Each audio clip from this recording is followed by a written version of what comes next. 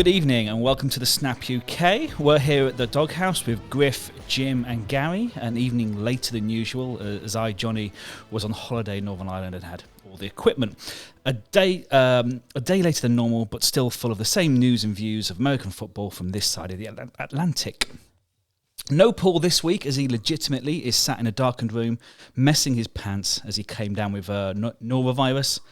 So we hope he gets better soon, whilst also thankful he is nowhere near us. It's actually not a joke this week. No, it really isn't a joke. An actual cack attack. Yeah, he went actually shitting his pants. He went to visit his friend and caught Nora off their child. So to be fair, Paul shitting his pants being the reason he's not here could be true every other time. Yeah, most of the time. Yeah, it's most of the time. Yeah, I mean, it is what he's famous for. What a thing to be famous for. He missed his calling on late 90s Jackass, I feel. He did. But let's change tact quite sharply. Change pants? No, we're changing tact. Okay. So I guess there's nowhere else to start this week other than the news of the death of Dwayne Haskins, the 24-year-old former Ohio State and Washington quarterback who was currently with the Pittsburgh Steelers, was killed after being run down by a garbage truck walking on a Florida highway. This was after he was dropped his daughter off at a Florida airport, Fort Lauderdale, because the Steelers have been training in South Florida this off-season. Haskins rose to prominence at Ohio State, where he set OSU and Big Ten conference records in 2018, including single-season passing yards, 4,831, yards in a game, 477, touchdown passes, 50, and total offensive yards of 4,939.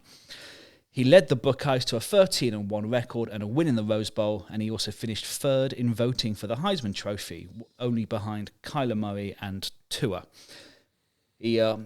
In the NFL, Haskins played 16 times for Washington over almost 2 seasons after being drafted as the 15th overall pick in the 2019 draft. After his release from Washington, he was picked up by the Steelers as third-string quarterback behind Big Ben and Mason Rudolph, where he was only active for 1 game last season. There's been some alarming reports from supposed local eyewitnesses, but with local authorities not confirming these details, it would be sort of gross to go any further into it. But Haskins' passing does lead to some initial questions of what was Adam Schefter thinking of when he put out that tweet? I don't think he was thinking. I think that's half the problem. I think he just got very much into reporter mode. And being a journalist and forgot that he's also a human being, and this is a tragic passing of another human being.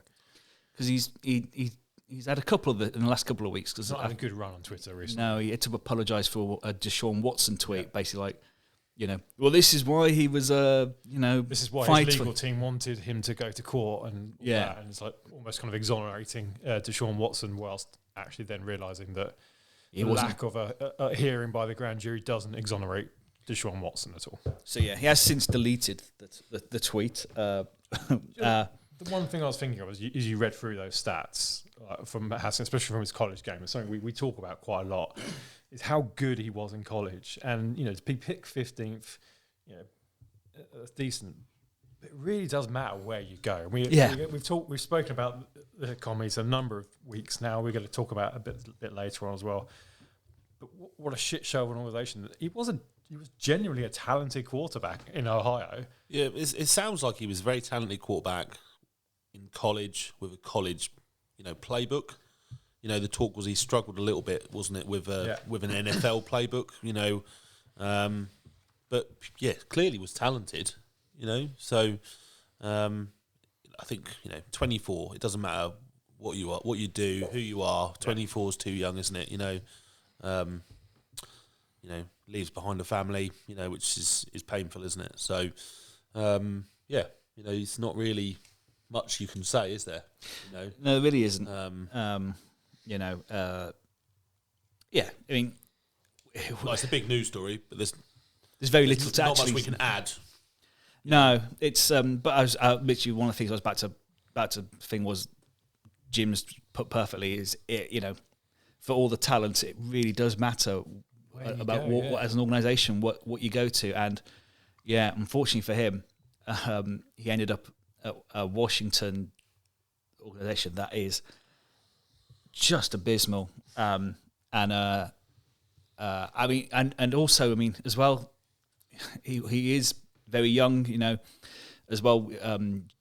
Jill Brandt has also copped some flack this week, you know, because he said, "Oh, you know, you should have stayed in college for another 2 years, and then you wouldn't have been walking in on the highway." And you're like, I mean, just who cares what you think? You've got to remember, these people are paid to be first with an opinion. Sometimes they're going to cock it up. This is why I don't have Twitter, because their whole career is based on be first to break this, say this, have an opinion on that. So, whilst what they're saying may be in the moment reprehensible, they're just attempting to do their job, and sometimes they do it badly, like we all do. So I can't hold any particular annoyance at what they do. I just think the whole industry has gone that way, and that's how they're keyed into work. It's not right, but it's understandable. It's unfortunate. Nobody wishes anything other than the best for his family. It's very sad what's happened, and your point about him being taken by Washington, it derailed someone who wasn't ready. Yeah, that was the point. He probably should have stayed in college, but he wasn't ready. He was in a bad background, and actually it's deprived us, on a purely sporting note, from one of the more interesting quarterback camps of off-season, because we're always looking for one or two battles. There was always a chance that Haskins would be better than Trubisky. There was a chance. Yeah. Because they are pretty much in the same boat. They're two people who've not really had the start they should have had to their careers, considering where they were drafted. See, I just don't think that. I have to admit. I think the Steelers apparently are very keen on Trubisky. Absolutely. I think he was a backup quarterback now. You know, it didn't work out for him. You know, and it happens to lots of people. You know, if you're a high draft pick, you often end up at a bad team. It's, you know, it makes sense for the organisations, but it doesn't really necessarily make sense for the talent, does it? Like, no, you know, you're one of the best, and you know, it'd be interesting to see how that works. You know, with the money coming into college and all those kinds of things, because like you saw it with Eli Manning all those years ago. No, I'm not going there. I'm not going to San Diego. I'm not going there. Not really had that since. I'm amazed we haven't had it. You've not had it since, but at what point do you start, you know, coming through? You're 5 years' time, you're the next Andrew Luck, Trevor Lawrence, and, you know, Trevor Lawrence's career's been ruined by Jacksonville. I'm just talking hypothetically. Jacksonville got the first pick again, and there you go. You're clearly the best player in football. People are saying you're a generational talent, and you're off to Jacksonville. Yeah. At what point does this stop? Because these players are going to turn up having been earning millions of dollars a year. They're just going to go, nah, yeah. I'm not going there. So when does that power shift happen? It's going to be interesting. I think it's going to be soon. Because I think, like you say, they're going from a position of, not so much last year, because last year when the money started coming in, but certainly previously, they've gone from a position of not earning anything other than, you know, a $100 handshake from a sponsor every now and then, to, you know, they're being... A lot of these kids are from deprived families or deprived areas.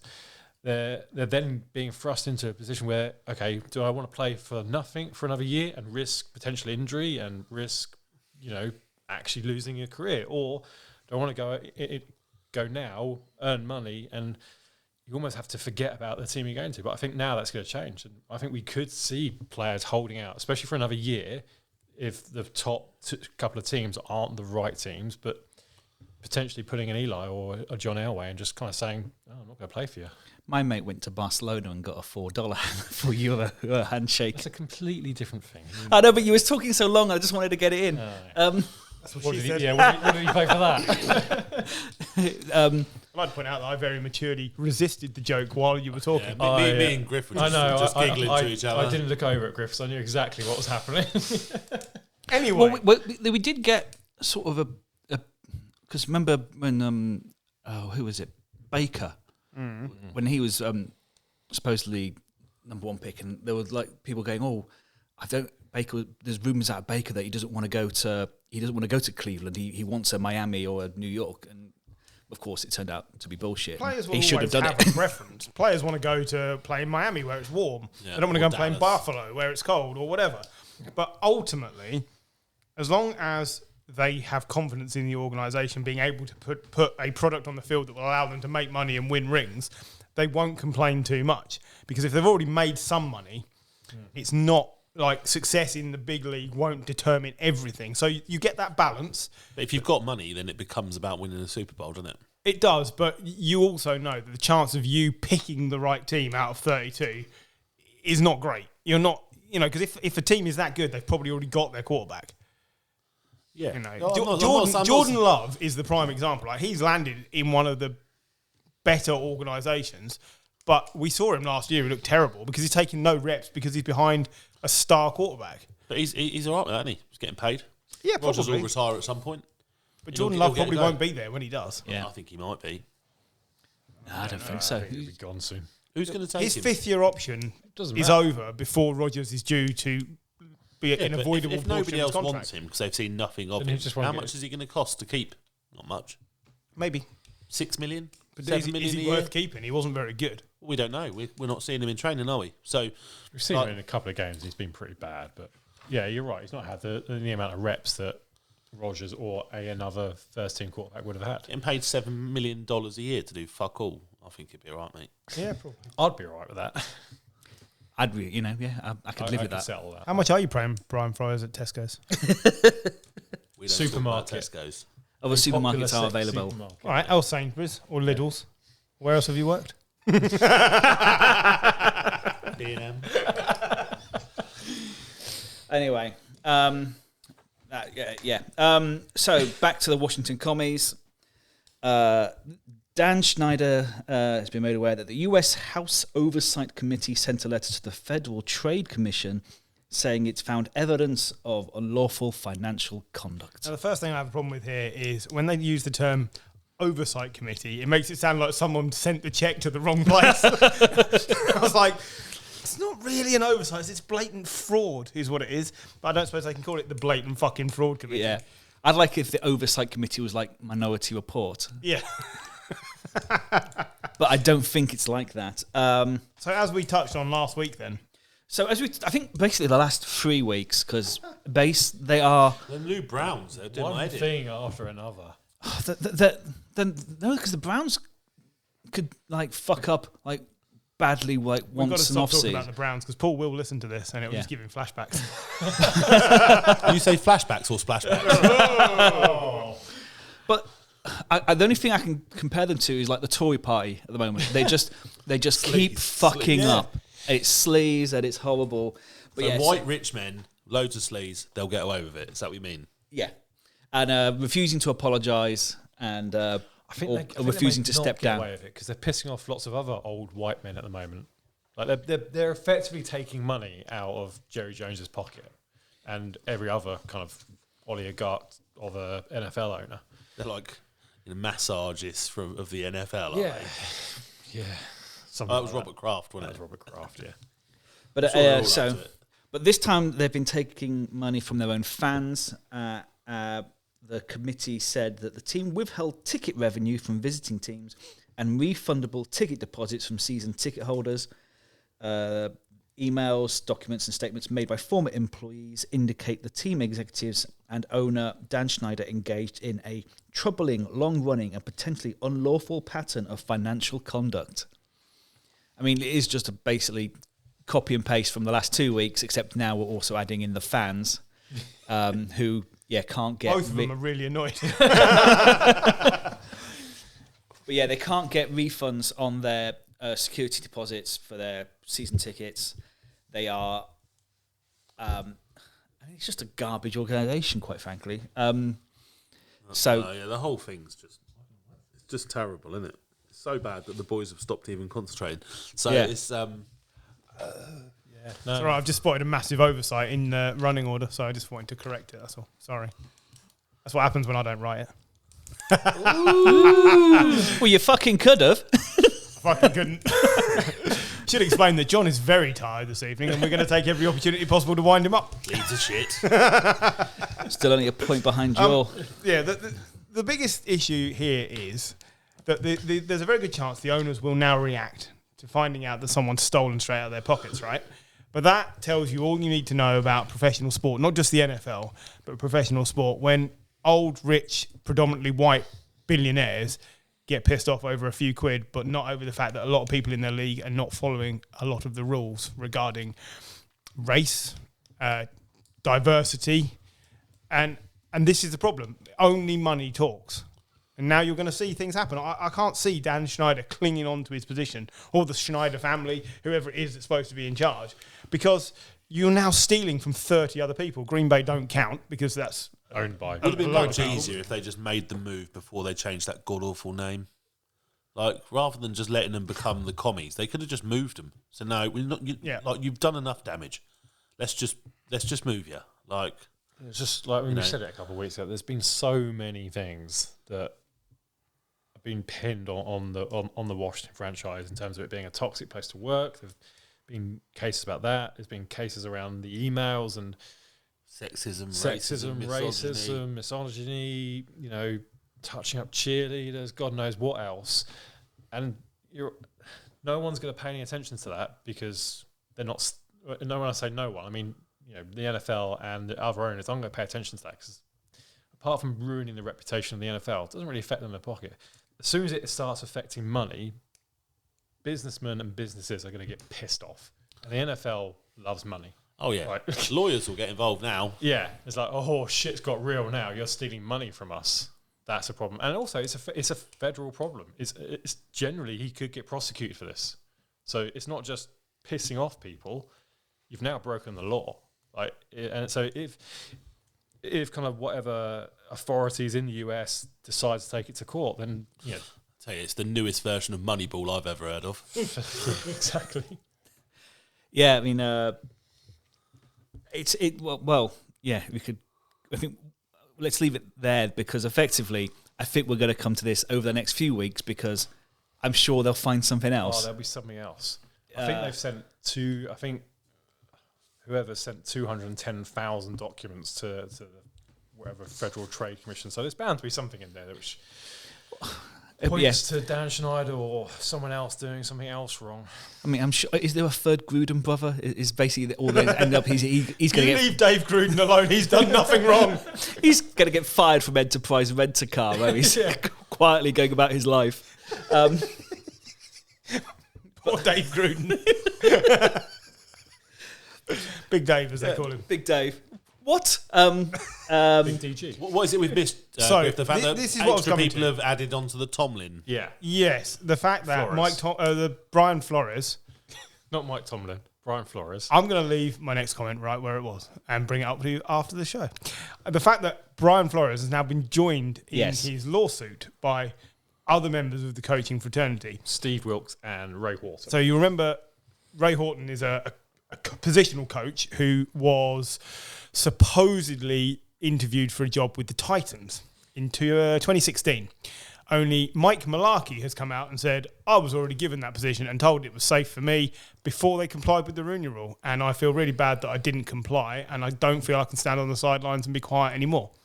That is a problem because there is no denying that because Mike Malarkey has no reason to say that. He's a white guy with plenty of money who's had loads of jobs around the NFL. He doesn't need to put his name in this frame. So tying him to this, and this is really sad that I'm going to say this, gives this so much more legitimacy because he's white. And I know that's wrong, but it's true. So let's just front it. It's true. I mean, that's the whole point about privilege, isn't it? Yeah. And then you've got Steve Wilkes, who's come out and said, look, I was used as a 1-year bridge coach, and I don't think what was happening was fair. I wasn't given the opportunity. My GM Steve Kime was suspended from operations for drink driving, I think it was. And so I wasn't getting the backup I needed there. And they just binned me off. And I don't think I've been treated properly. And I'm surprised if we don't hear from David Culley, who's just had exactly the same thing at the Texans. Yes. Because he's also been treated very badly. Now, you can do what you like with the Wilkes stuff. But for me, it's the Mike Malarkey admission that, you know, on top of the fact that Bill Belichick had texted Brian Flores instead of Brian Dable, like the coaches have for years been told, you've got this job, and there was going to be some sort of sham approach to dealing with the Rooney Rule. And we've said we understand why. We know teams decide in advance who they want, and as long as that person doesn't flunk the interview, they're getting the job. But this is just evidence, and the NFL has to take a serious look at itself, because otherwise there'll be no progress. And all this does is filter down to generations, kids, adults, whoever, that, at the top it's all right like this, so we can just go about our daily lives however we like. And you have rules in place for a reason. I'm a big advocate of the fact that you cannot force change really quickly. I don't believe it works. It just makes people resentful. It blunts what you're trying to do because everyone feels it's very forced. But you also can't steamroller over it like there aren't rules there to try and help people get into an equal position. And that is what these teams have been doing. The Titans are claiming they absolutely haven't done this, but I don't believe them. Yeah. I just flat out don't believe him, because Mike Malarkey has nobody asked him. He came to the media and said, this happened and I feel really awful that I haven't said anything. And that is a guy who's looking at the situation around the league and thinking, do you know what? This is wrong. 50% or more of my players are of coloured background, and 50% or more of my coaches or people I've worked with are also of more than 50%. Yeah. It's like 70. Yeah, sure. Okay. So he's looking at this and thinking, do you know what? This needs some weight behind it. And sadly, he's in a position to lend weight to it just because he's a white guy. Also, the name Mike Malarkey couldn't be belonging to more of a white guy, but that's not really the point. And I think it's brilliant that he's done this, and he should be applauded for it. And the league needs to do something about this. I know they're making other steps, but this needs to be a thing. The Titans should be sanctioned for this. I'm getting a little bit fed up of the NFL just not doing anything. And there are a number of things recently you can point to where, we've spoken about Washington, where they've literally just sat on their hands and done sweet fuck all. The whole thing around Deshaun Watson, they haven't done anything. That's why they've not even come out and said, this isn't good, we're going to suspend you, or whatever it's going to be. Early on in the week, there were 6 states' attorneys who are threatening to take the NFL to investigation due to workplace harassment of women. We've had numerous reports of that happening, both Washington, there's a case against Dallas Cowboys for voyeurism in terms of the videoing cheerleaders getting changed. We've heard nothing about the NFL doing anything about this. And as soon as a player does something, Deshaun Watson aside, as soon as a player does something, they seem to come down on them, ton of bricks on something legal, like Josh Gordon with marijuana. It's legal to smoke marijuana in a lot of states in the US now. And as soon as anything like that happens, right, we're going to sanction you, come down on a ton of bricks. All these incredibly serious issues, and they're just seemingly sitting on their hands doing nothing. Roger Goodell is just in his little games room cellar or whatever. He must just be chilling the fuck out. He doesn't seem to do anything. He's employed by the 32 owners. I know, but he doesn't to do police anything. the 32 owners. Well, it doesn't work. You can't have that position anymore. This is a very... It's a brand. This is damaging to the brand that is the NFL. This is something that started, don't forget, back in the 40s, where they were given a commissioner who was appointed by the owners. At the time, there was like 8 owners or whatever. And it was all right because it was a boys' club. But you can't have a boys' club anymore. And to have the commissioner only employed by and accountable to the same people doesn't work. It just doesn't work. They pay him a lot of money to do whatever. He gets paid billions. 30 million a year or something. Yeah. It's crazy. Yeah, but that's what he's paid to make. To do what they tell him to do. But to do it, and to make the league more valuable, bring in the TV money, which he's doing, so he gets more money. Some of his job, he's done a wonderful job at getting the broadcasting rights and expanding the game, and we've got more games in other countries than ever. From that side of it, bringing the money in, the owners love him because he's been a really good commissioner. But in terms of discipline, when you are judge, jury, executioner and responsible only to yourself, that doesn't work. You can't do that. And we have reached a point where something has to give. Like, the Deshaun Watson case is a stunning cry of silence from the commissioner and the other owners, who should all have been getting together and saying, we want to see all of this information before we make a decision on Deshaun Watson. And it doesn't appear that they have done. We said this about the Browns. Their due diligence seems very thin. I do hear that, but then like if you look at Mason Greenwood in the Premier League, the Premier League haven't done anything. Man United have suspended him. Man United very quickly suspended him. But the Texans stopped playing Deshaun Watson, didn't they? They did. You know, he might have been at the facility, but if you think Mason Greenwood's not getting paid, you're very much mistaken. So what's the difference? There isn't a difference, but it doesn't make it right, does it? I'm not saying that, but the Premier League also haven't done anything. No, they haven't. No, that's true. Take the point on board. But, but again, it's because a lot of these things are just rich white man's playground, and they don't want to devalue an asset. And that's what it's all about, because we know that's how business works. Everybody knows that. You don't go around deliberately devaluing an asset. You wait for someone else to come along and take it and hope that they don't undervalue you. That's it. It's the nature of business, and I get that side of it. It's just, I feel like half the time we come on here and we discuss things like this which don't ever change, and it's really disheartening. Yeah. Like, it's obviously worse during the off-season because we're looking for things to talk about, but it does seem particularly bad this year. It feels... The Deshaun case has dragged out for a year now. And it's going to... year. The 22 cases will not be brought... Till February? The season is gone. It's after the Super Bowl. So he's got...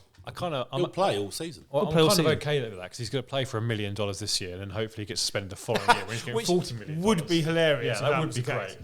But I mean, yeah, I agree. I mean, we could... there's a lot of whataboutery, which is sort of natural when you get to like online discourse and stuff, but yeah, it's something needs to be done. Slightly tying into this, did you see the there was I don't know how true this is, but the thing about Brady and the Dolphins? Yes. Well, they wanted to go to Miami. He was going to go. He was going to go to. He was going to buy them, wasn't he? He was going to basically become an executive, retire, become an executive at the Dolphins, bring in Sean Payton, and then unretire. But someone was like, Dolphins, you're part of the lawsuit. Probably not best to bring in a white coach unopposed right now. So that's why partly why it fell down. But yeah, I'll stick to I think it's very easy to draw a conspiracy theory if you want one. I mean, who knows? True. But yeah, he does like Miami. Tom Brady's been successful there in his career. Not always. but yeah, I was being ironic. But it's literally. I didn't want to give it any more than like a minute because, as you say, it's.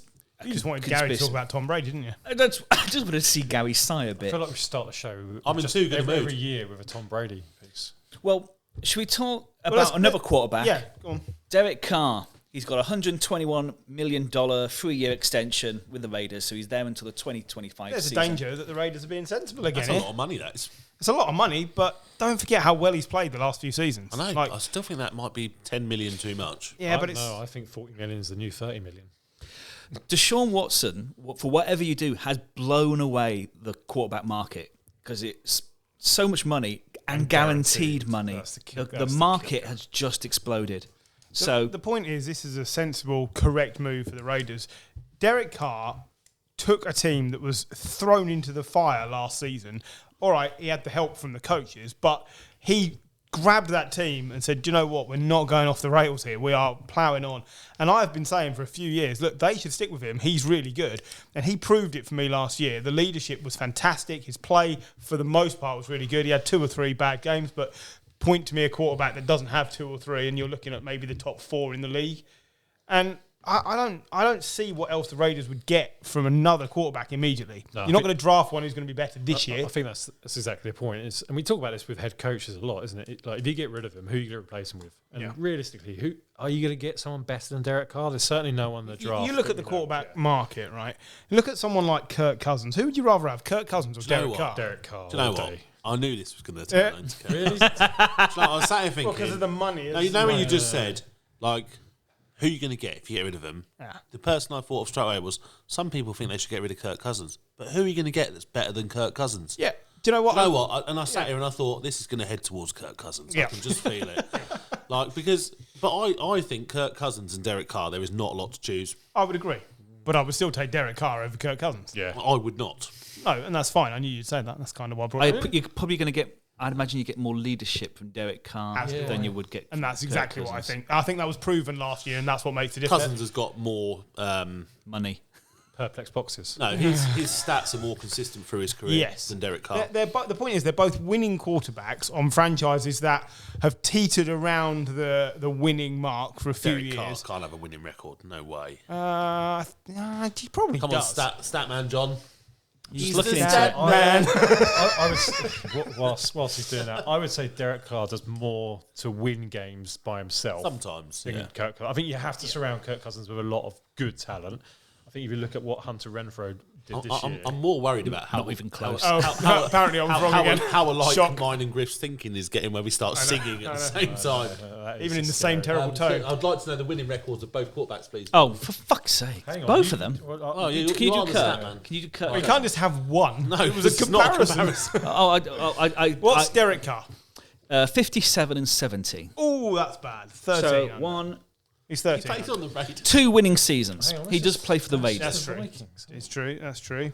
Um, And good old Kurt. Actually, of course, if you include the postseason, that's 57 and 71.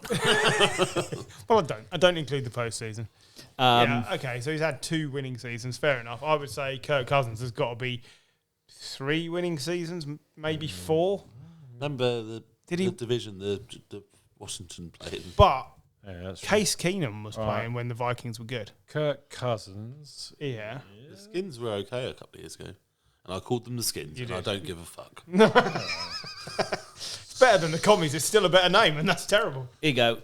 Kirk Cousins is 59 and 2. 59, 59, 2. So no winning records. Okay, wonderful. He's How many almost winning 500. seasons? 6? Winning seasons. 2 winning seasons. Oh. I mean, he's had an 8 So and 8 and What we've 0. very convoluted. 3 winning What seasons. we've very convolutedly concluded here is there's not much to choose between these two people on average franchises. Fumbles. Oh, Who's got more? Kirk Cousins. Cousins. By 1. Oh, 77 to 76. ooh, nice. Touchdowns. That's why I suppose I just think that may be Yeah. 10 million more expensive. Touchdowns. I'd say Kirk Cousins probably got more Oh, touchdowns. way more, yeah. Yeah, 30 more. Yeah. 223 Yeah, to, yeah. to Interceptions. I'd say probably Derek Carr's got more Carr's got more interceptions. as well, Yeah, yeah. yeah. Kirk Cousins and Frank. Kirk has more, 91 to 85. Wow. Wow. But Kirk has played 2 more. Effectively yeah, played 2 more 2 more years. years. He didn't play the first 2 years. But he's really. always strikes me as a non-turnover quarterback, and yet you've just told me he has more turnovers in both categories. So this is what we're saying. The point is, there's not much between the two of them. But No, he does throw interceptions, Cousins. but what Jim's point is, this Yeah. money is now what you're when going to he's see. on TV, he always throws interceptions. Oh, he's terrible. Oh, yeah. Prime time. Prime I'd time. take Derek Carr all day. But yeah, he Good for him. personal choice. Yeah, fair enough. We'll call it 50-50. Call it quits. yeah. Don't say a Lamar joke. You were tempted. I saw you.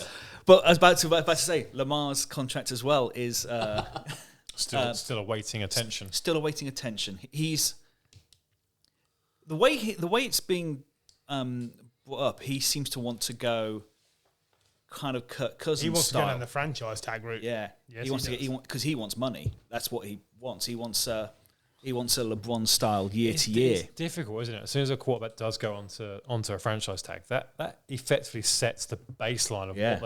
what they can get moving forward. Because second year in a franchise, they go up. It's up by 20%, and the third year it's 40%, which is just astronomical figures. So it kind of fucks teams over, really. But they fucked themselves over by being prepared to give out ludicrous contracts in the first place. Has he even been that good last year? I wouldn't say so, but And I don't know. I'm a little bit disappointed. I know he was injured last year, but even the year before, he flattered to deceive. I think he had that season where he was MVP, and The 2 years since has been I don't think he's done a lot since. no. The problem you've got is back to the original point 5 minutes do you ago. get as- Well, no, it's not even that. Deshaun Watson has reset the market. He didn't play last year. It doesn't matter. That's my point. But like, You're paying you think for potential. about, like Josh Allen. Josh Allen 2 years ago was behind Lamar Jackson, and now Josh Allen is most definitely ahead of Lamar Way Jackson. ahead, differently. You know, and then you go Kyler Murray. Is he? He's pretty close to Lamar Jackson, isn't he? I think he's better with his arm. Yeah, definitely better Yeah, throwing. I think. So as how a- many people are moving ahead of Lamar Yeah, Jackson absolutely. in this time? If he's not going to come back from the injury as good, like when was the last time you saw him running as like? But then he you're used back run? to who are the Ravens going to get? That's better? Kaepernick, same player. Oh my God, he's just mentioning that dirty word on here again. We're You not mention talking Brady to me, and I'll mention Kaepernick every fucking show. because they're very similar. Them. I don't give a fuck. Yeah, the point is for the Ravens, who are they going to sign that's better? Like, Marcus Mariota. I haven't got Lamar's record in front of me, but I bet it's a winning one. You know what I would mean? say Like, it's I'd take that. I'd he say plays it's for the definitely- Ravens. Yeah, but He plays for a winning coach. the point is they're winning. He doesn't have to be the best quarterback because But they are one of the best teams. they do okay when he's not there. Yeah, absolutely. So- they do. I mean, we mentioned the franchise tag. The franchise tag this year for quarterback is 30 million. Yeah. Yeah. Which actually is cheap, cheap. for a quarterback. Yeah, but so when it gets to like 50, so you go to year 2 and 3, but then you'd have to have sort of an Adebayor style year where your contract year is so good they have to keep you. And I don't just see that from Lamar Jackson. There is a name I did not expect to hear mentioned here, Emmanuel Adebayor. We do bring him up when we talk about contract years sometimes. Wow. Yeah. I did not expect it this evening. He's been known to make an appearance. I was not expecting that. Yeah. The whole market is just going to keep moving forward. It's okay because the salary cap will keep going up. So it's all more or less relative. Yeah, as long as it goes up. At the same amount. So if suddenly you're spending 30% of your total salary on a quarterback, that's just ridiculous. Well, luckily for a team like the Ravens, they don't pay any wide receivers because they don't have any. So as long as they've got Who doesn't Mark have any Andrews, The Ravens. the Ravens. Yeah, I thought you said the Well, Ravens. while you're talking about paying wide receivers, Brandon Cooks got kept by the Texans on a nice deal. Good for him. He's had 6 out of 8 years, 1,000 yards receiving, and is he the only player with 1,000-yard receiving seasons for 4 different teams? Yep, I believe. Yeah, that sounds about right. My only problem with him is he'll have 180 yards in one game and then he'll disappear for 3 games. Yeah. 180 yards, and that's why I struggle with him as a wide receiver 1. And I know we get confused by the maths sometimes, but like the numbers say he is. But in terms of the impact he has on every game, he's very hit or miss. But he's a Texan. I mean. He put up 1,000 yard season. Definitely wide receiver 1 in that locker room. He put up 1,000 yard season with Davis Mills. We are definitely mathematically challenged, but he is the. I think on the whole, we think on this podcast, Brandon Cooks is a very good player who just got knocked out once in a Super Bowl and his soul left his body, and that's the problem. That he will always be remembered for just flopping onto the floor. He does get knocked out a bit, but since then he hasn't been as bad. No, he's not. But since he got reincarnated at the it LA was like Rams. Mortal Kombat. I maintain to this day, if he'd have stayed on the field, we'd have won that game. If he'd have stayed on the field, he'd have. He had no idea where the fuck he was. If he wouldn't have. Oh, I don't know. It was a very finish him. And he just eviscerated it. Unless he can play cornerback, I still think you lose that game. Oh, maybe. But he's been brilliant. Nice to see because he gets traded around so much, and I hope they haven't just paid him just to trade him off. It's been a good few seasons now. Two. So did he not start there and then go back? No, Saints, Patriots, Rams, Texans. Right. 1,000-yard seasons with all those teams. What more do you want out of a guy? Yeah, but he's played apart from the Texans, he's played for some good teams. There was the 1 year at the LA. He just 1 year he just didn't gel with Goff. Goff couldn't throw it that far. Well, the year before he got 1,200 yards. So Goff obviously could throw it that far. It just didn't work. Probably as well the emergence of Cooper Kupp. While you're talking Texans, do you want to discuss Whitney Merciless? Well, yes. He's retired. One of the best names in the NFL. It's a shame. The girl's name. My heart will go on and on. It's a combination of names, that isn't it? Whitney and then Merciless. Merciless is an amazing name for a defensive player. Yeah. It's like Thanos or something, isn't it? Merciless. Thanos. If his name was Thanos Merciless, that would have been the best possible name. But look, he's been a very good player without being an outstanding player. But his yearly contributions to this team, backing up players like JJ Watt and Jadeveon Clowney, he's kind of gone under the radar. We're not talking, he's not nowhere near. I don't think he's ever been to the Pro Bowl. He's not that standard. No, he's not anywhere near that level. But the point is, he's your consistent second-tier player who's filled in beautifully when a lot of these other players have been injured or absent. So it was definitely you worth can't mentioning. pay everyone, can you? So these type of players are really important to teams. Oh, yeah, of course they are. Yeah. It seemed as well the contract extension they gave him, like in 2018, it seemed to be the start of the end of the Bill O'Brien years, because it was like he's given Whitney Merciless like $20 million a year. And you're like, oh, that's weird. I believe you said to him, "I will always love you." But yeah, get my biggest shoehorn out for that one. but no. I think I referenced a Celine Dion song earlier. I think you did, and I had to look it up and check because I wasn't convinced. I don't know that much Whitney Houston, but I'm pleased I got that wrong. I'm really pleased. I had to look it up. I think that makes me more manly. I don't think I can argue with that. I think if you're having to argue on a podcast that you're feeling more manly, you're not feeling more manly. You're not being more manly. As well, quick some news. NFL Africa to hold their first camp in June. And the New York Giants have already signed their first international pathway star from Africa, a 6'9" offensive tackle. Go on. Pronounce it. Roy Mbataka. Oh, nailed it. Oh, nice. And Osi Umenyiora is quite involved in this NFL Africa venture, and he's very excited about this new giant, who is A giant. A giant. But if you listen to the Jason and OC podcast, he's very excited about the NFL Africa venture. Is there any other news that anyone can think Clive of? Campbell returning to the Ravens on a 2-year deal. Now, I thought he was going to retire. I thought he was going to retire. all over the media during the run up to I Super Bowl. thought, yeah. No, he's going back to the Ravens. Do you realise he can't find a shirt that fits? So it's just going to Those buttons were the hardest working buttons in showbiz. I mean, good for him. He's got incredible length. Yeah, apparently so. I mean, we all wish to have length that could be described as incredible. But yeah, oh well, that's cool. I mean, I was convinced he's going to retire. But we'll take a break and we'll come back with some draft. Looking forward to the draft. Okay, welcome back. So the draft is coming, and we've got an episode next week about draft busts, and then it's the annual Snap UK mock draft. Is that in 2 weeks' time? It's in 2 weeks' time. With the picks coming out soon, Michael. A do week the won't picks be long coming out. enough. Well, we can do that next week. That won't be long enough. I'll arrange it over the Easter weekend. Yes, over this weekend. Turns out I'm commissioner again. Farrow. I mean, geez, you know, I'm being demanding. he wants to do research once. Gee, Oh yeah, come for on. that. I don't mind for that. Let's look into the future, John.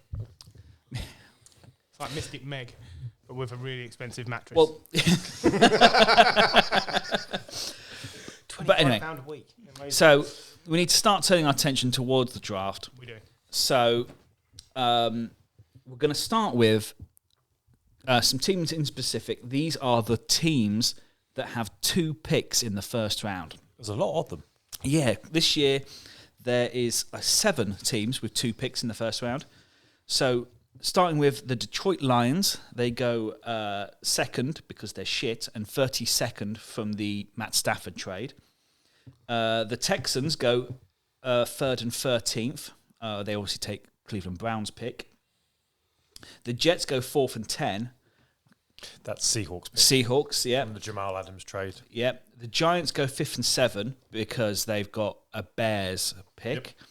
The Eagles 15 and 18. One of those is the Saints pick, but they got an extra one from Miami Yes. after the Miami took the 49ers pick. The Saints go 16 and 19, and then the Chiefs go 29 and 30 from, they get one from the Dolphins. Tyreek Hill. But yeah. So we're going to start by just asking, what do these teams who have multiple picks, what do they need? Or are these teams going to be looking to trade these picks away? My favourite thing is Jim shared a nice link earlier, which I spent some diligent time looking at. Literally, and since John's been talking. Yeah, that's correct. Yeah. And literally, you look up the first 2 teams, the Lions and the Texans, and it literally almost names every single position. Linebacker, wide receiver, quarterback, defensive tackle, safety, edge, linebacker. And the only thing it doesn't mention on the Lions one is quarterback. Yes. And realistically, they could do your quarterback. No, they couldn't. No way. No, I'm not saying... Goff's league average, he's the new Dalton line. I thought we'd agreed that. Yeah, but if you want to be above average, don't you? You want the Lions to go from utter shit to above average. I think that'd be nice if you're a Lions fan. Wow. I think the Detroit Lions would be... I mean, to get to average is pure optimism beyond anything I've seen. I'm not saying next year. I'm saying at some point you've got to think about winning the Super Bowl. Otherwise, what are you doing? But in time, stage by stage, by stage. Yeah, they could easily trade out of the 32 pick. I think that's not really 32. It's not really going to make a huge difference, is it? Because they'll be picking 34 again anyway, won't they? I think you can see them trading out the second pick. Yeah. So I think they need to build the defense on this team. I completely agree. They found a wide receiver last year, didn't they? Goff is serviceable, so it's the defense. They've got Shark, haven't they? Games. Yeah, that's the only thing they've signed so far. Yeah. So offense has slightly improved. The defense is where they need to do their work. I don't know about you, Michael. Well, there's the first thing to consider here is I think as we go through this, you're going to see with a lot of these teams with multiple picks, you're going to be saying, well, they should be trading out of this and this and this. I don't think there's a lot of people looking to move up because this year the quarterbacks are all much of a muchness. There's 5 quarterbacks that within a few grade points are all the same. None of them really stand out. Jim's been saying about Malik Willis because he had 1 or 2 very outstanding games, but it's not really enough to separate him from a Desmond Ridder or a Matt Corral. And so you're not likely to get a first round where no quarterbacks go. No. You're probably going to get 2 or 3, but they don't need to go right at the top. But I think you've got to think about, out of these teams, let's take the teams who need quarterbacks. Out of those teams, I think the Saints are and probably the team out of the ones that got multiple picks who are going to look for a new quarterback. And I think you got then look at the draft board as it is. Who are they going to be able to trade with? You're not going to get into the first spot. You could get into the second spot, but they've got to get in above the Panthers who are at 6. So then it's a choice between the Lions, Texans, Jets, or Giants. But why have they got to get in above the Panthers when all the quarterbacks are more or less the same? I don't think they do. Well, the Panthers probably aren't going to trade with them, and B, the Panthers are also in the market for a quarterback, and who's to say they're not going to take a quarterback at 6? No, they might do. What I'm saying is I don't think it matters. Yeah. So I think that it doesn't matter if you have a player that you love. If they've gone into all the research, and I'm not saying it's the right thing, but bear in mind, like Patrick Mahomes was what, the 12th or 10th pick? 14th, I think. 14th pick, and before that, everyone was like, "Nah, he's not that great." Yeah, they might have fallen in love with Malik Willis, and they go, "We've got to go and get him." And if there's a risk that the Panthers taking at 6, they've got to get ahead of them. I think both of the New York teams will be open to trading their first picks because they're both set on their quarterbacks at the moment. They both need depth. I think if they move back very slightly in the draft by kind of 8 to 10 places and then pick up another second or third, I think they'll be quite happy with that. I think the New York teams are the teams there to go because both of their picks are both early. Yeah. So the Jets 4 and 10, the Giants 5 and 7. Yeah. You get great. You're still getting a top 10 player, aren't you? If you're the Giants at 5, trade that to the Saints. Take their 16th and 19th pick. You still got the 7th pick. Yeah. All of a sudden, you take 3 first-round players. 3 first-round picks, and suddenly that team could become a lot different. It's funny how it brings you back round to near the start of the show where you're talking about players going to the right teams and the wrong teams because the Giants will still be rubbish. But new organisation, they've at least kind of done wrong head coach, whatever. It's all the same. I don't know. The Giants will have a dabble, won't they? Definitely. I think it's going to be. I know what the Giants. I know we rip the piss out of them all the time because they've been terrible, but when they do get it right, obviously we know they can be very good. They can be a powerhouse. And they're in a poor division, so it's easy to move quickly back into a place of power. So I think the best thing they can do is build around Daniel Jones and say, look, we support this guy. He's got 2 more years, including the 5th year. He's got the 5th. If they take the 5th year, he's got 2 years. Take the Chiefs out, and actually, are the Giants much worse placed than a lot of these teams? No, not really. And 5th and 7th pick, that's. Potentially massive. Even if you just take 2 amazing defensive players and just go, we're going to go all on an offensive lineman. You should take an offensive guard, but whether you will. One of them, I think there'll be a tackle. I think you'll play that alongside Andrew Thomas, isn't it? Thomas, yeah. At the Giants. And then you've got 2 bookend tackles, and then with either one of those picks, then you take a good defensive pass rusher. And I think if you come out of the draft, first round of the draft, with a good, solid starting O-lineman, and then a starting pass rusher who can add something to that defense. Then you've got a chance. Saquon might be Saquon again, and that is why, for me, I think the Giants will stay where they are because they actually could rejuvenate this team with those 2 picks much easier than most of the other teams who need to move around. But if you picked at 7, 16 and 19, I think you could still achieve all of that. Yeah, probably. Yeah, without much. And then you could also pick up a safety or, a linebacker, or another running back or whatever. You could really... we're probably going to need a cornerback because James Bradbury is, whether he's traded, whether he's cut, he's going to go. Yeah. But then you take the best, you take the cornerback. There's like 3 or 4 good cornerbacks in this class. That's what I mean. So you could come out really strong. There's not as much excitement about a lot of this class as there often is. This class is... It was the COVID class, wasn't it? Well, it's not... There's not as much star talent. No. But there is a lot of depth. Depth talent, yeah. But that's what I mean. So there's a lot of teams going to be looking to move around, and they're going to struggle to find trade partners because there's no one outstanding in a lot of positions to move up for. No. And that's a problem. That's when everything comes to a standstill because what's the point of moving and giving up some capital next year or later in the draft when you can get somebody more or less the same, less of a gamble? I think that the interesting one that you mentioned there is like if they get something for next year. So if you're a team that you think you are going to need a quarterback, let's say the Giants. Let's take the Giants. And they go like, right, move on from Daniel Jones. We're going to give Daniel Jones 1 more year, but we're going to cover ourselves. We want to make sure we've got a top 15 pick next year. Having like 2 first-round picks next year, so we can trade up to get the quarterback we want. Yeah, absolutely. So that's what the Lions should be doing for me. Yeah, potentially. Because they could build this year with all the depth in the draft, and then get the quarterback next year when they're better prospects. If you like build talent and you've got a roster there, and then the final piece is the quarterback. I have no problem with the Lions going with Goff again for another year. That's just it's the sensible move because there is no. I don't think any of those 5 quarterbacks that we've discussed in the past for this year, none of them are going to be an instant upgrade on Jared Goff. They're just not. So not an instant upgrade. No, I think you're absolutely right. Saying that, I still wouldn't be surprised to see the Lions take a quarterback. No, neither would I. Don't forget the GM was involved in taking Goff as the number 1 overall pick for the Rams. That's true. And Goff took a team to the Super Bowl and played well at the Rams. Generally, Goff was on a team that played in the Super Bowl. Yeah, but Jared Goff never did loads wrong, did he? Let's be honest. He's not an elevator. That's the thing. He's not an elevator, but that's fine. He's not a flashy quarterback out of the pocket like the modern quarterback. He's more Jimmy Garoppolo than. If you go back 20 years, he'd be seen as a star absolutely. pocket passing quarterback. The game's evolved. But he's not suddenly a bad quarterback, is he?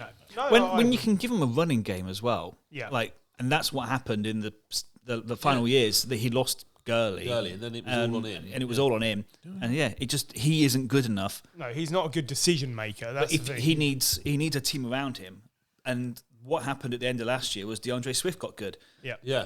Amon-Ra St. Brown turned into a decent. Is he much worse than Alex Smith? No, not much worse. No, I don't think not so. really. He's not Alex Smith had a very long, accomplished Yes, career in the NFL because you know what you're going to Goff get. can be in the league for Derek years. Carr, Kirk Cousins, Jared Goff.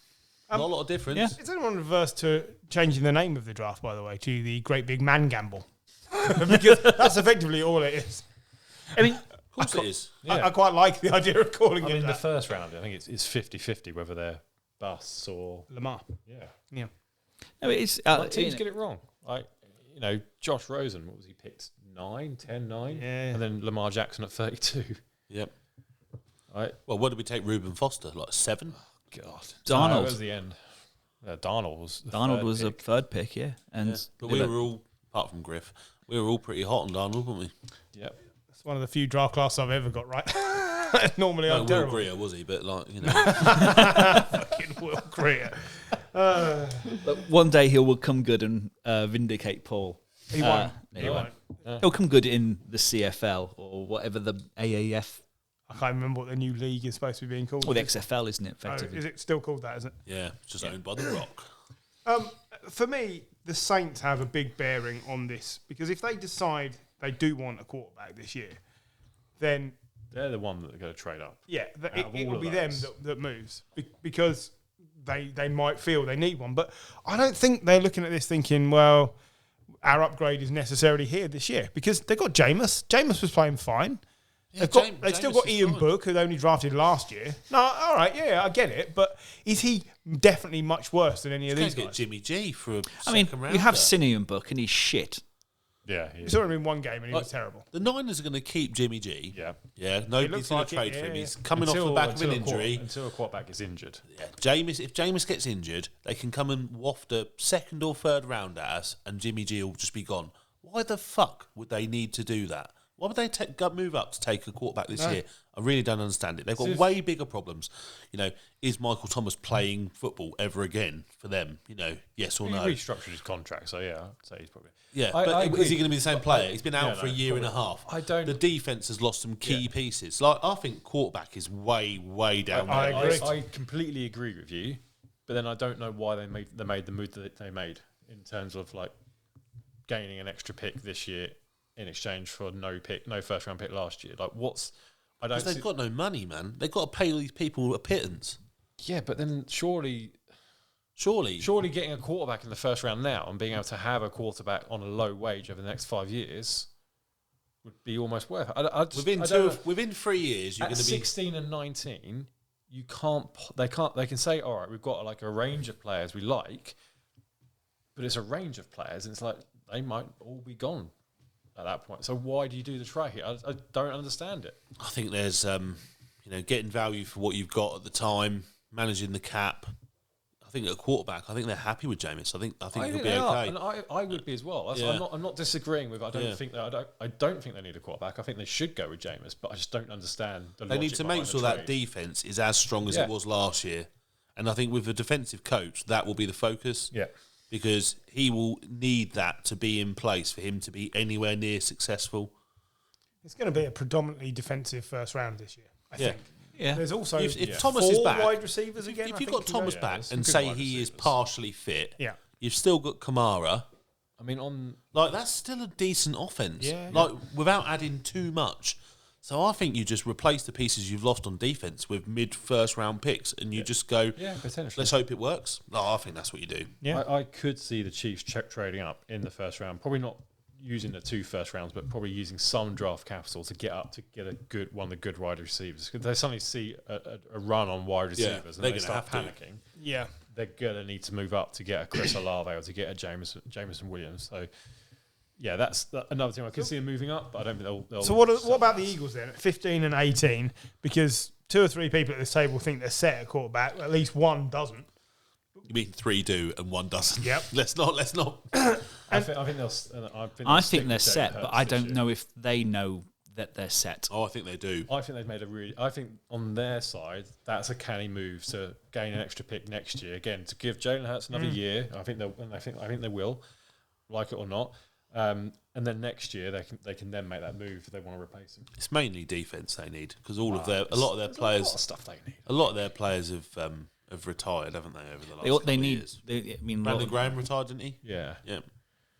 You're right. It is a lot of defense. It is. Yeah. It's predominantly what they need to do. They need to be able to put Jalen Hurts mate, into exactly the same good field position.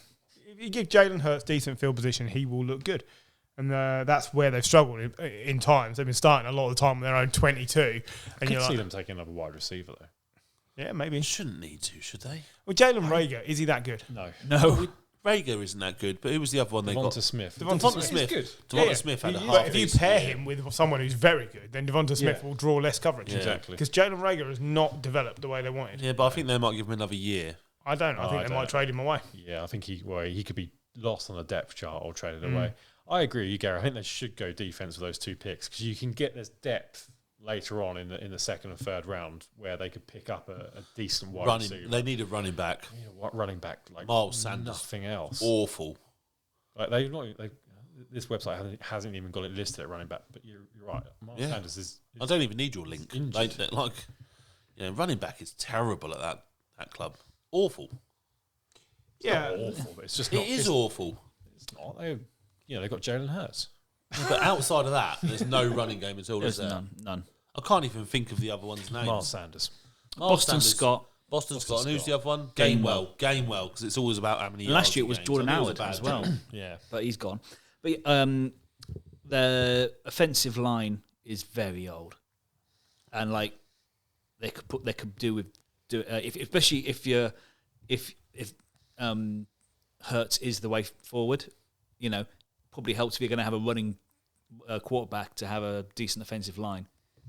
But yeah, or do they take this chance to trade away, go for next year, and if they're not set on Hurts, use that going forward? I don't know. I just find this year's draft to be less exciting than it often is. I really don't. Like Jim said, it's the lack of star quality.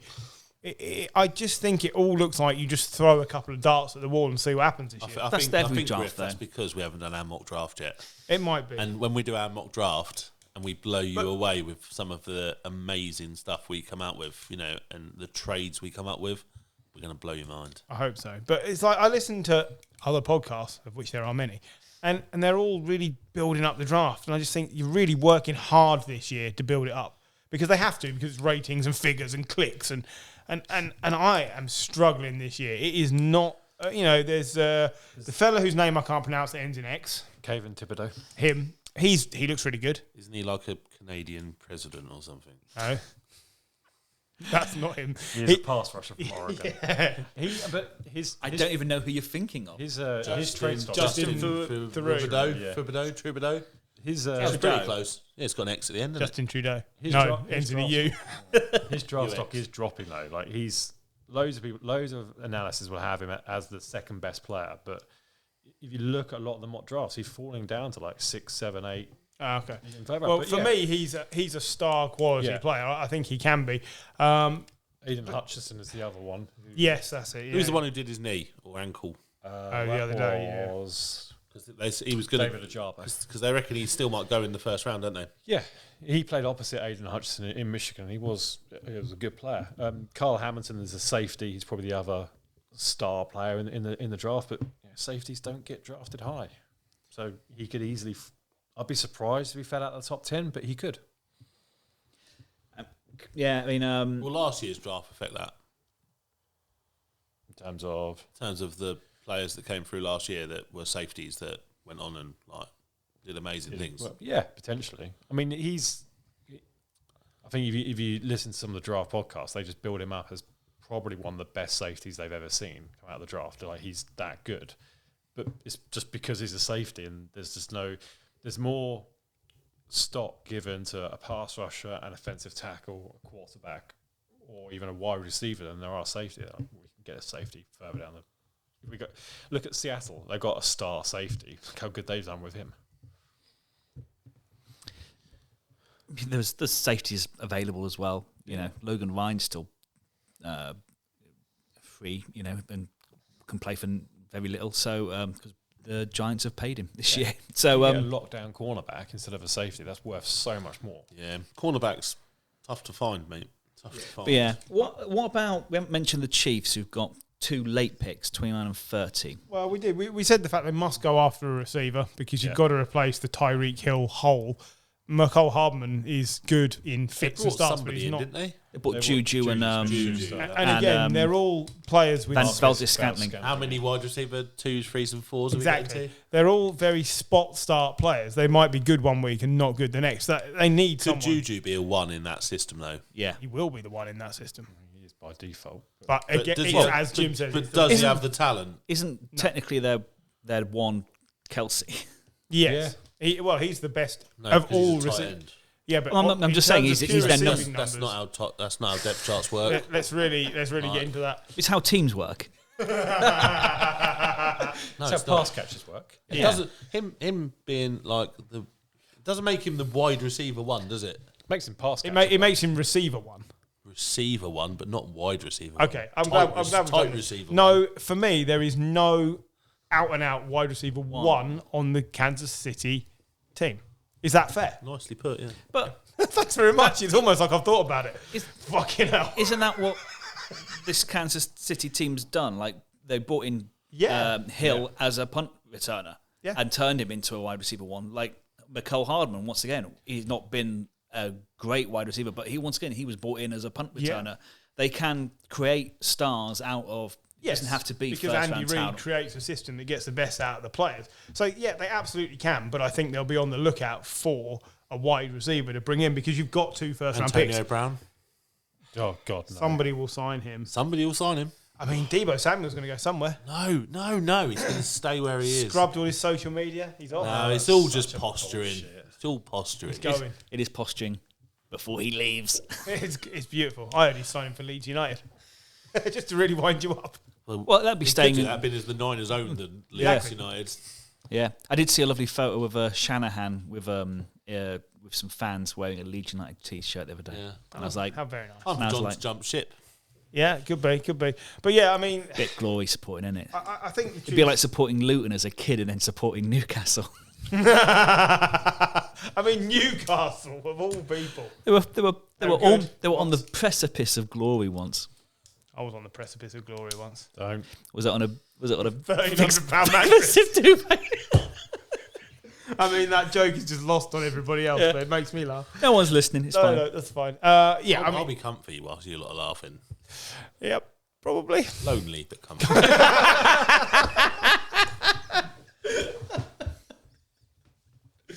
Just saying, if I was spending £1,300 on a mattress, it's not just for sleeping on. That's all I'm saying. It's in a fort. Yeah, yeah, absolutely. Playing make believe. Certainly, it will be hard to penetrate. Is what I believe you're getting at. Right. Anyway, what else do we think the key things in this draft will be? I think the Panthers that mentioned earlier, they're the key players, but for me, they're also one of the worst decision-making franchises around right now. So it'll just be funny whatever they do, and you can probably guarantee it goes wrong. I hate to say it, but I'm not looking forward to whatever the Patriots are going to do. They have been getting worse and worse at drafting rather than better and better at drafting. They'll balls it up. Is it time that someone came in and just took some responsibility off Bill? Yes. And I know, like, I agree. You can't deny as a head coach what he's done, but as a GM, he is turning more and more Bill O'Brien style. You know, I think he's been useless. I don't think he's been great at drafting in the first round recently. Recently or very much? I'd say in the last 10 years. I was going to say 5-6 years. All right, so let's split the difference. Call it 7 years. Yeah. All right. Well, that's a long time. Most coaches only get 3 years. It's a long time, but then he's also brought in other players that he has turned into good players. Like J.C. Jackson. I'm going to put it out there. He's done. Yeah, I know it's not supposed to be part of this. Oh, he's done. Snaps. Oh, right. Yeah, I think that's it. I'm inclined to think it's going that way. Yeah, I am as well. Because you can't continue on. He might need a separate snappy snap. Yeah, well, that might be an actual snappy snap. Maybe we should go through like Pete Carroll, Belichick. I know the older generation. Working out how we run our podcast on the podcast. Oh, why not? But like that feels like. Well, the guys who have total control on their teams are Pete Carroll, Bill Belichick. You know, these guys. Bill Belichick. It's because I had Bill O'Brien. That's his Irish cousin, Bill Belichick. But yeah, these guys are nearing the end. Their methods are now outdated, and they do not click with the modern player. This is what this was the example I used with the great Cowboys coach the other week. I was saying, like, as soon as Jerry Jones came in, he recognised this hasn't worked. Tom Landry. Did I say his name? Sorry, Tom Landry. Yeah, like he'd been there since the 60s, and they were very successful, fell off a cliff, but no one wanted to push him because he'd been very successful. And it took an outsider to come in. So it might take Robert Kraft and someone to say to Robert Kraft, you know, we're not winning. But I don't think he's going to get a really long leash because I think him and Kraft fell out a lot about Brady. I don't think they. And I think if you're not winning without him, Kraft's going to say, well, then I'll find someone else. I don't know who that someone else is. But, yeah, and this is the other thing with McDaniels. Do you not think that there's a very good chance Bill was keen to have him out the door because it's one less instant successor in the building? Yeah, 100%. We've been saying for years while McDaniels is clinging on for Belichick's job, Belichick's kind of ushered him out the door because now who do they immediately point? There is no fucking coaching staff. It's Belichick's sons. Oh, Matt Patricia's still there. Joy. Joe Judge. Joe Judge is still there. Both of those got head coaching experience. Where's Garrett gone? Yeah. The only other thing I can say is I had 7 Super Bowls out of the Patriots. I can't complain. I can't have no right to moan about anything they do for about the next 15 years. Fair. So off you go. I think it'll be interesting to see what Steelers do, seeing as they've got no GM at the moment. They've got Mike Tomlin. But they've got an organisation that just does really well all the time, and then they should do sensible. Is it possible that the Steelers are the most sensible franchise in the league? Could be. Best run. Them and the Ravens. Yeah. Actually, the Ravens is another good shout. Both in the same division. Yeah, they're very well run. I'd say I've been more enamoured with John Lynch than I have with Carl Shanahan in lots of ways. And yeah, I think the Niners, outside of those 5 years, have been reasonably well run as well.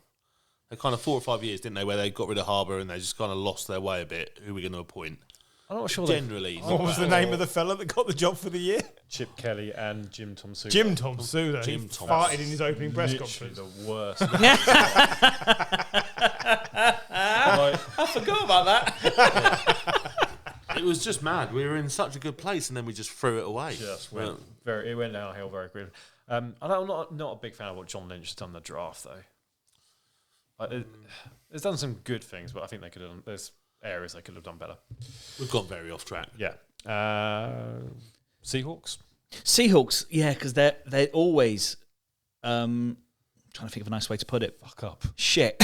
Apart from DK Metcalf and getting Russell Wilson. They've not had a draft pick this high for a long time. For good reason, because they've been a well-run team. But suddenly they're in the top 10. And they need a quarterback, right? So many needs. They need a quarterback. They'll go and get a quarterback. Will they? Of course they will. Well, they'll get a quarterback from somewhere. You don't think they'll... Oh, sorry, you didn't mean in the draft. No, not in the draft, no. I could see them going with Drew Lock. No, well, maybe, but what I think they'll do is wait till the very last minute and then say to the Browns, here's a 3rd round pick for Baker. That's right, yeah.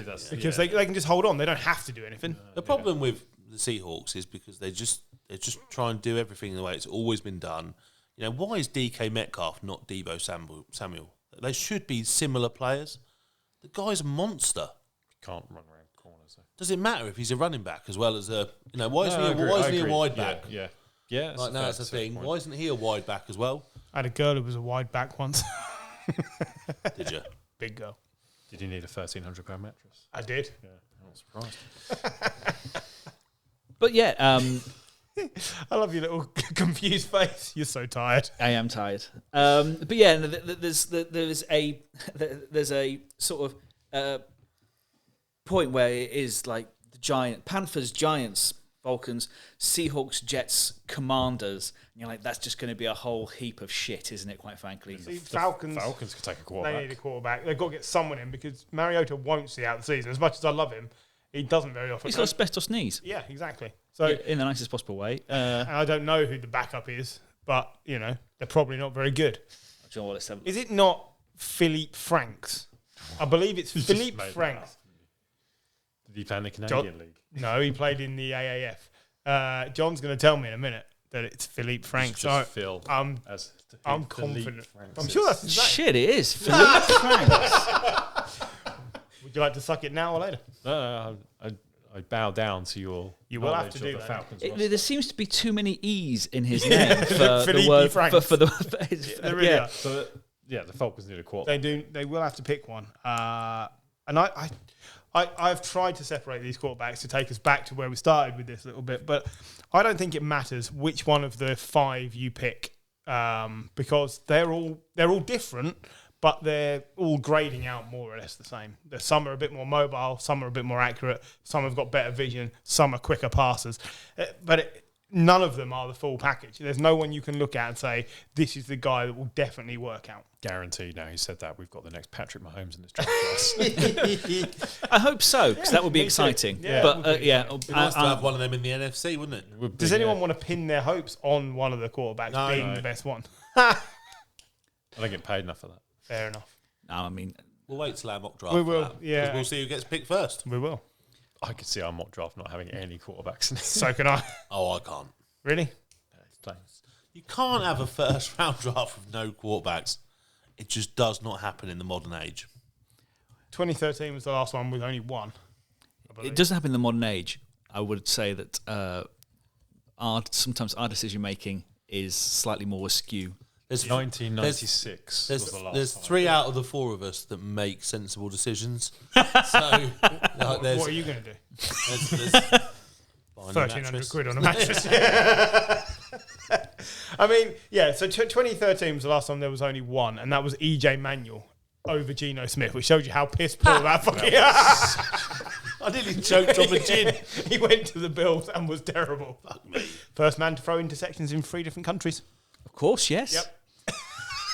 Geno Smith still in the league, is he? Geno Smith was back up somewhere. Seattle He was at Seattle last year. But is he still in Seattle? I think he might be backing up Drew Lock. That is one of the worst quarterback rooms of all time, if he is. I mean, God, it's... Free agent. Oh, okay. Yeah, I was going to say. He'll be back. So they've looked at Drew Lock and thought, no, that's our guy. You can fuck off, Geno. Geno made a career for himself after getting his jaw broken in year 2. Don't forget that. By his teammate. IK Incampale. Yeah. Anyway. Right. Should we call that a day? I think we better. But we'll come back next week and we'll start ramping up to more to the draft because it's coming soon. And we need to get as well. I need to do some research into who the fuck to pick next in a couple of weeks because I have done very little research. Until then, though, we'll see you then and goodbye.